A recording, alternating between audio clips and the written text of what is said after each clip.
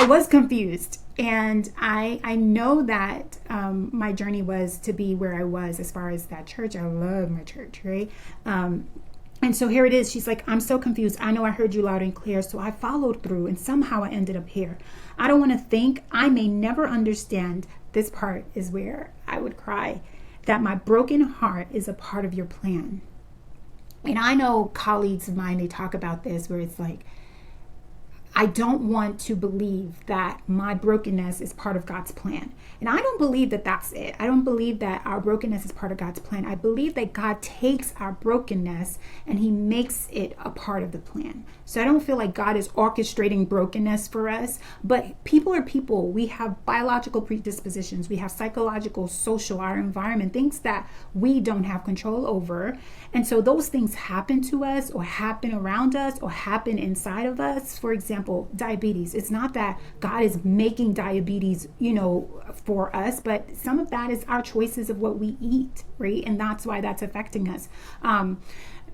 Situations that we go through, it's not that God put these people in our lives, but it could be that people are just evil. People are evil and evil exists even in the garden. God didn't take away evil. Evil was present even in the garden. And so I don't believe that he orchestrates it to happen to us, but he takes that and brings beauty from the ashes, right? He takes that and he makes a plan. That's where it's, that saying where it says like he takes that and then makes beauty out of our lives. I believe that that's what that means for me is where my broken heart is a part of your plan. He takes that and then makes it the ending. For I know the plans I have for you, saith the Lord, in Jeremiah 29:11. And so then she goes into saying, well, thy will be done.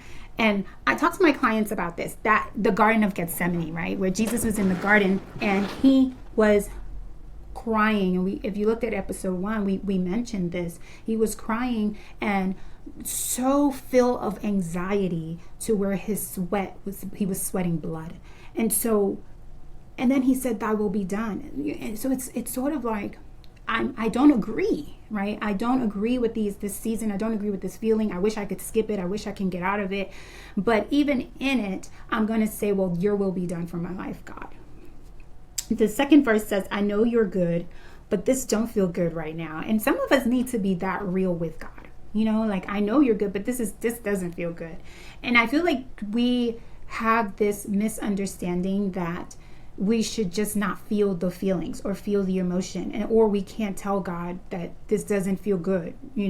Like I hear people say like a spiritual bypass. Like Christians have this spiritual bypass where we feel like we need to skip the fact that this sucks, right? And we need to just get to thy will be done, or it is well with my soul. And sometimes we just need to sit with God and say, this is not well with my soul. I am not okay with this. I am not okay.